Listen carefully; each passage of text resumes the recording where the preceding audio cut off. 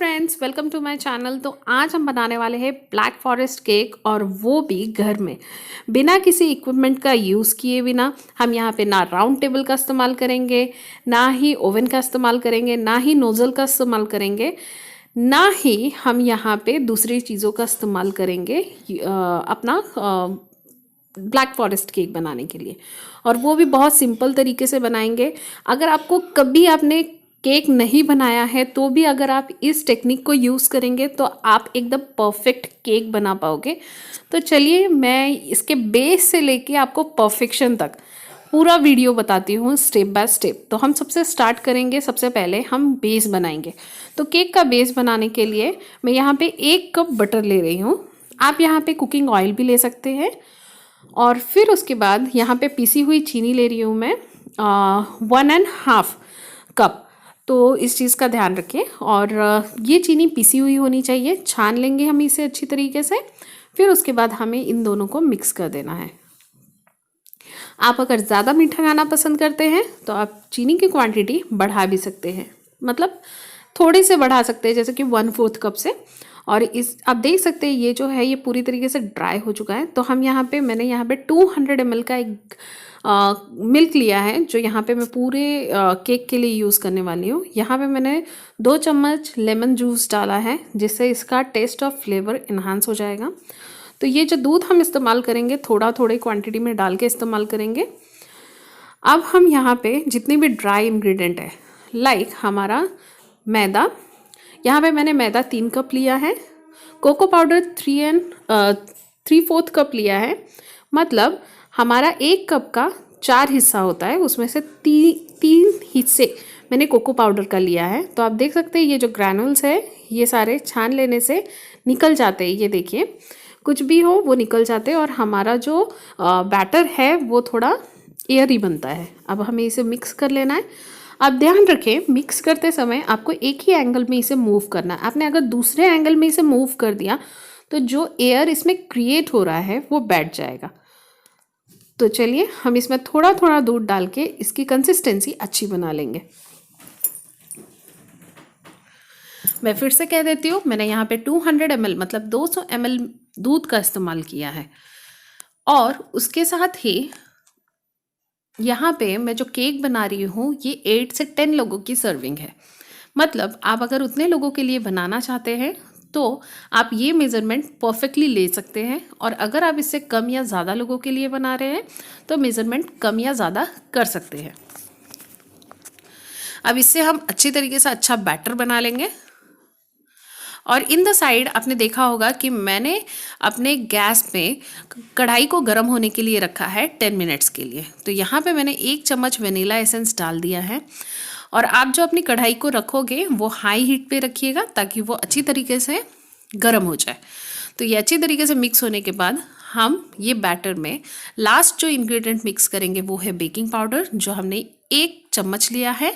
और baking soda मतलब खाने का सोडा जो हम घर पे इस्तेमाल करते हैं वो हम 1/4 स्पून लेंगे। मतलब आपके स्पून का 1 हिस्सा, मतलब आपके स्पून का 4 हिस्से होते हैं ना, उसके 1 हिस्से हमें बेकिंग सोडा का यूज़ करना है।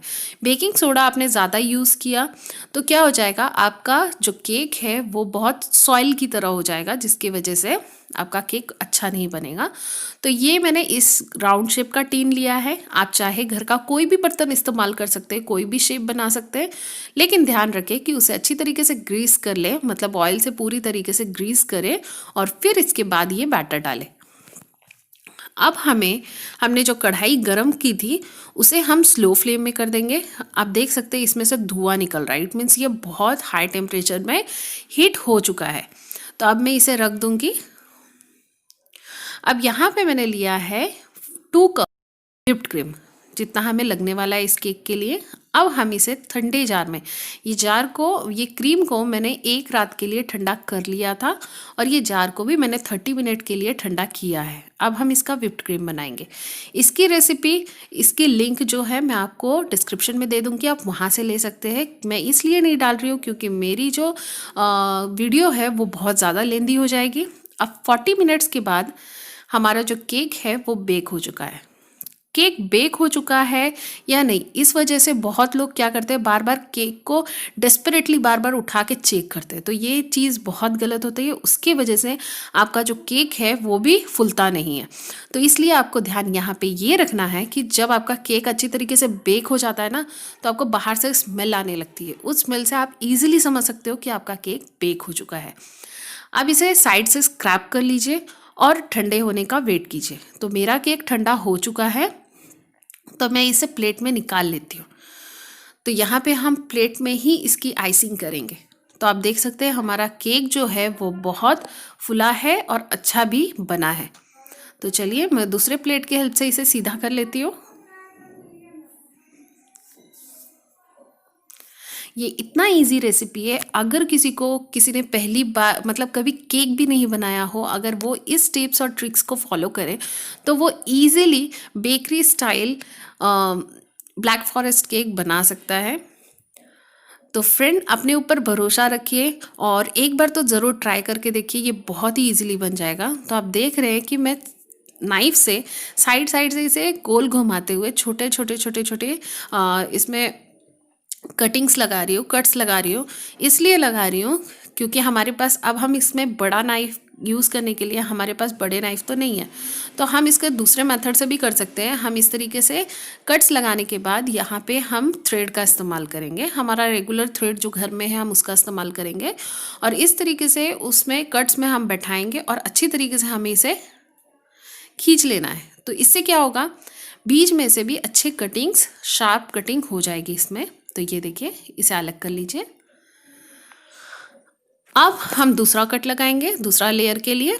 तो यहाँ पे मैंने कट्स नहीं लगाए हैं, मैं डायरेक्ट इसे ऐसे ही कट करके आपको दिखाती हूँ। लेकिन आप ध्यान रखिए जब आप थ्रेड लगा रहे हो तो चारों तरफ से चेक करें कि आपका थ्रेड बराबर हिस्सों में बैठा है कि नहीं, क्योंकि आप अगर उस चीज़ को ध्यान नहीं देंगे और अपने थ्रेड को अचानक खींच लेंगे तो आपका लेयर थोड़ा ऊपर नीचे भी हो सकता है। तो अब इसे धीरे से ऐसे खींच लीजिए।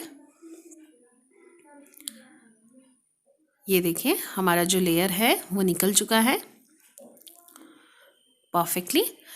तो ये लेयर निकालने के लिए मुझे थोड़ा सा नर्वसनेस हो रही थी, तो मैं यहाँ पे क्या करूँगी, अपने प्लेट को इस तरीके से, क्योंकि नीचे का बेस जो है मुझे ज़्यादा कंफर्टेबल फील होगा इसे निकालने के लिए, अलग करने के लिए, तो मैं इस तरीके से इसे लूँगी। ये देखिए बिल्कुल ऊपर नीचे नहीं हुआ है, एकदम परफेक्ट राउंड शेप में कट हुआ है। अब हमें क्या करना है, इसे थोड़ा मॉइस्चर देनी है केक को, क्योंकि केक बेकिंग होने के बाद जब ये ठंडा होता है तो इसमें थोड़ी ड्राइनेस आ जाती है। तो इसलिए हम चीनी और पानी का एक सिरप तैयार करेंगे, शुगर सिरप। तो मैंने 2 चम्मच चीनी लिया है, उसमें 3 चम्मच पानी डाला है। ये घोल हमें पतला ही तैयार करना होता है। अगर आपके पास स्प्रे है तो उसका इस्तेमाल आप कर सकते हैं, अगर नहीं है तो इस तरीके से आप चम्मच से इसे फैला सकते हैं। मैं दूसरे लेयर में नहीं लगाऊंगी, क्योंकि अगर मैंने उसे लगा के दूसरे प्लेट में रहने दिया तो मुझे उठा के उसे रखने में तकलीफ होगी और वो मॉइस्चर की वजह से टूट जाएगा। तो अब हमें क्या करना है, जो व्हिप्ड क्रीम हमने यहाँ पे प्रिपेयर की है वो व्हिप्ड क्रीम हम इसमें डाल देंगे और स्पून के हेल्प से हम इसे फैला लेंगे। इस तरीके से इसे फैला लीजिए।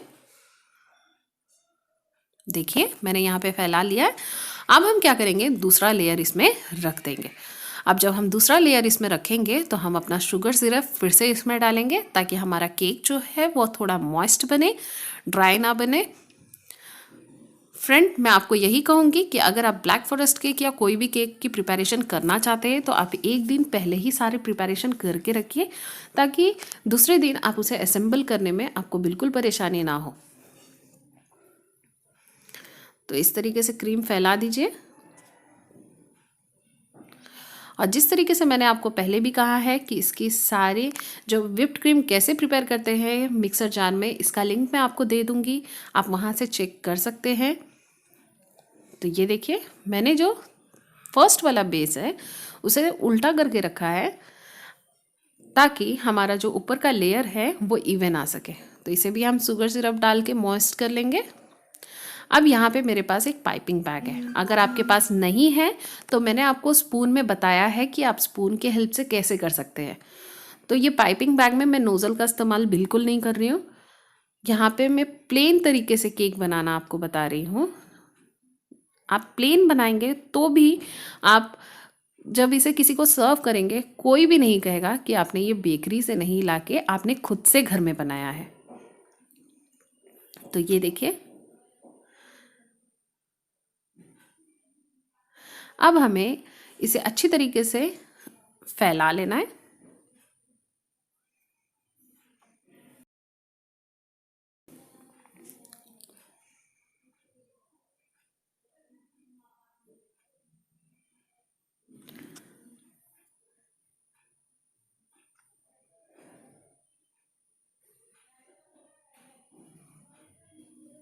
ये देखिए, ये स्पैचुला हम घर में, सबके घर में इजीली अवेलेबल होता है। उसका पीछे का पार्ट जो है वो बहुत ज़्यादा प्लेन होता है, आप उसका इस्तेमाल कर सकते हैं। नहीं तो यहाँ पे दूसरा ऑप्शन ये है कि आपके पास अगर स्केल है तो आप उसका भी इस्तेमाल कर सकते हैं कि स्केल से आप बहुत इजीली इसे इवन कर सकते हैं।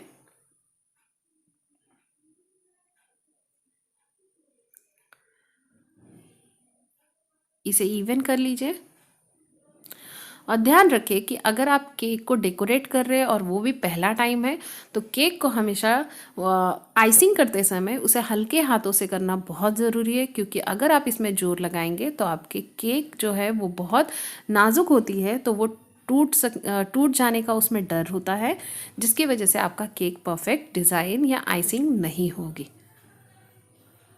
तो ये बहुत ही बेसिक चीज़ मैं आपको बता रही हूँ।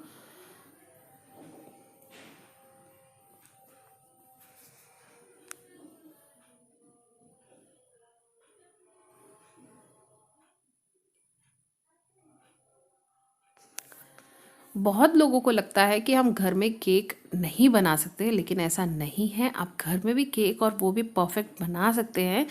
बेकरी वालों को हमेशा आदत होती है हमेशा सुबह शाम ये बनाने की, इसलिए वो उसमें परफेक्शन ला पाते हैं। तो इसमें बिल्कुल हिचकने की बात नहीं है। आप घर में अपने घर वालों के लिए ट्राई करते रहेंगे तो आप परफेक्टली होम बेकर तो बन ही जाएंगे। तो इस तरीके से आप चारों तरफ से आइसिंग इसी तरीके से फैलाते हुए इसे घुमाते रहिए। देखिए आइसिंग कितनी परफेक्ट हो रही है हमारी, राइट। तो अब चारों तरफ से आइसिंग बहुत परफेक्ट हो चुकी है। और यहाँ पे हम यूज़ कर रहे हैं चॉकलेट सेविंग्स, जो मैंने घर पे बनाया है। अगर आपको जानना है कि ये हम घर पे कैसे बना सकते हैं तो आप मुझे कमेंट सेक्शन में बता सकते हैं, मैं आपको बता दूंगी कि आप इसे कैसे बना सकते हैं। और उसके साथ अगर आप बहुत ही सिंपल वे में आप बनाना चाहते हैं तो आप मार्केट से भी ला सकते हैं, और अगर मार्केट से नहीं ला सकते तो आप डेयरी मिल्क जो चॉकलेट होती है ना, उसे भी ग्रेट करके यहाँ पर डाल सकते हैं। तो इस तरीके से मैं इसे फैला दूँगी।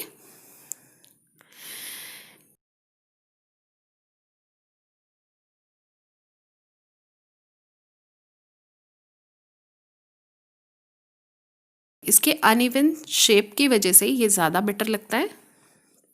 इस तरीके से आपको थोड़ा थोड़ा करके साइड में भी लगा लेना है।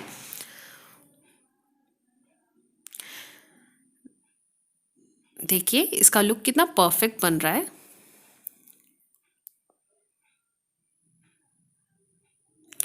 अब हम क्या करेंगे, हम थोड़े थोड़े मतलब इन अ राउंड शेप यहाँ पे अपने क्रीम को विप करेंगे, ताकि हम चेरीज इन द मिडिल लगा सकें इस तरीके से। अगर आप ऐसे भी चेरीज लगाना चाहते हैं तो आप ऐसे भी लगा सकते हैं। इससे इसका लुक जो है बहुत ही अच्छा और बहुत ही अच्छा लगता है, इसलिए हम इस तरीके से इसको छोटे छोटे क्रीम अपना विप करने के बाद यहाँ पे इस तरीके से हम चेरीज लगा देंगे। और ये देखिए हमारा ब्लैक फॉरेस्ट केक जो है वो रेडी हो चुका है। अब इसे फ्रीज कीजिए, बिकॉज ज़्यादा हॉट होने की वजह से ये जो क्रीम है मेरी वो थोड़ी सी लिक्विडी हो जा रही है, तो इसलिए इसे मैं थोड़ी देर के लिए अपने फ्रीज में रख दूंगी और उसके बाद हम इसे कट करके सर्व कर सकते हैं। तो चलिए मैं इसे आपको कट करके दिखाती हूँ। ये देखिए कट करने के बाद अब आप इसका टेक्सचर देख सकते हैं कितना यम्मी लग रहा है। तो आप भी अपने घर में ज़रूर प्रिपेयर करें और हमें ज़रूर बताएं कि आपको ये रेसिपी कैसी लगी। Thanks for watching.